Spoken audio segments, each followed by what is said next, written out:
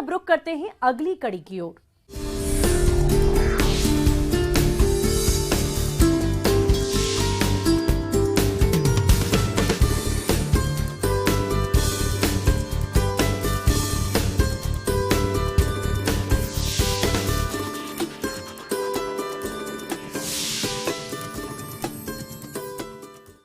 आज किसानों का रुझान जैविक खेती की तरफ बढ़ रहा है और जैविक खेती में वर्मी कंपोस्ट खाद का बहुत बड़ा योगदान है और किसान वर्मी कंपोस्ट खाद अपने स्तर पर आसानी से बना सकते हैं।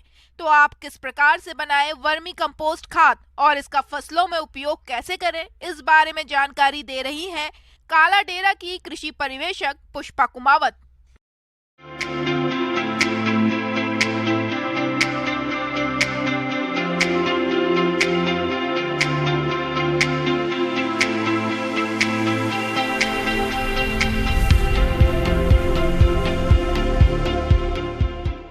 अभी वर्तमान समय में खेती में अब ज़्यादा से ज़्यादा रसायनों का प्रयोग किया जा रहा है।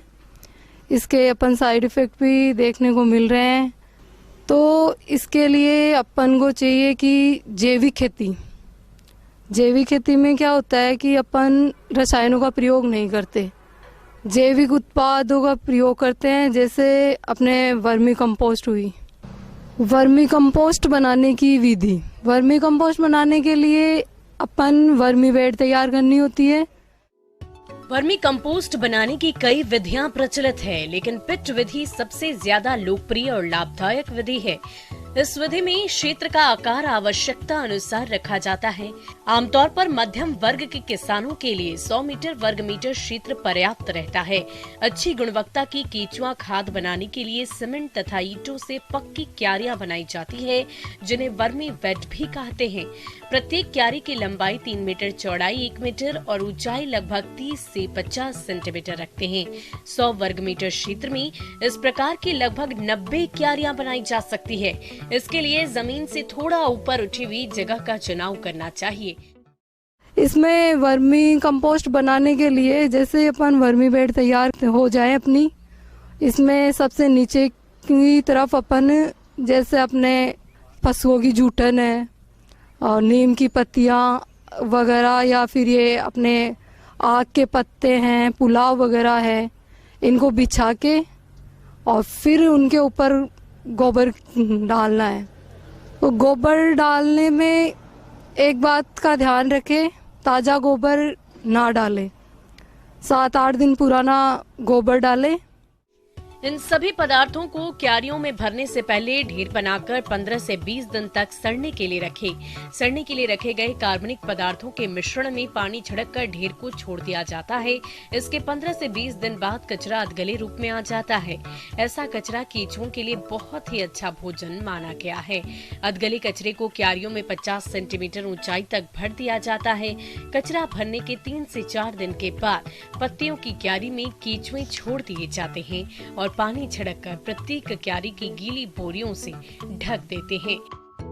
क्यारियों को तेज धूप, वर्षा से बचाने और केंचुओं के तीव्र प्रजनन के लिए अंधेरा रखने के लिए घास फूस से बने छप्पर और चारों ओर हरे नेट से ढकना लाभकारी होता है।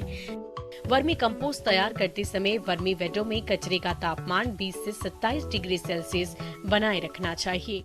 तो ये अपनी कंपोस्ट खाद लगभग 45 दिन में बन के तैयार हो जाएगी। तो जैसे ही खाद तैयार होगी तो केंचुए नीचे की तरफ चले जाएंगे, नीचे की परत में। इसे अलग करने के लिए बेड की बाहरी आवरण सतह को एक तरफ से हटाते हैं।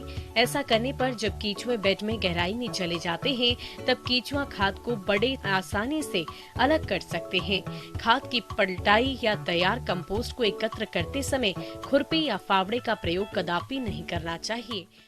तो किसान खाद को छान ले और ये वर्मी कंपोस्ट तैयार होने के बाद में चाय की पत्ती के दाने आते हैं अपने, उनकी तरह दिखाई देती है।